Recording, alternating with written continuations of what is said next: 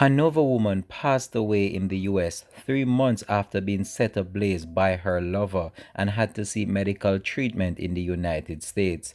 Hi again and welcome. This is Links 007 TV News Report, and we'll be right back with the details to come. Welcome to Links 007 TV News Report, providing you with the best in local and international news updates. This is a place where you can get the most reliable and informative news information. Links 007 TV News Report.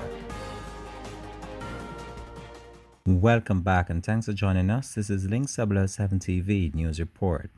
Nicola Clarke, the woman that was set ablaze allegedly by her jealous boyfriend in Great River, Hanover on May the 19th this year, has died. Clarke reportedly passed away at approximately 5:20 p.m. on Sunday at the JMS Burn Center at the Doctors Hospital of Augustus in Atlanta, Georgia. Robert White, director of San Myrna Foundation and managing director of San Myrna Paper Product, said that the team had tried everything to save Clarke's life. It was reported that about 4:30 p.m. on May 19, Clarke, who operated a car wash and bar, got in a dispute with her boyfriend.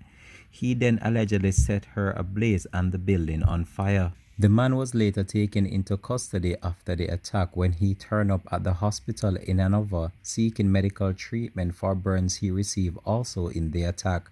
This has been Links 007 TV News Report. Thanks for watching.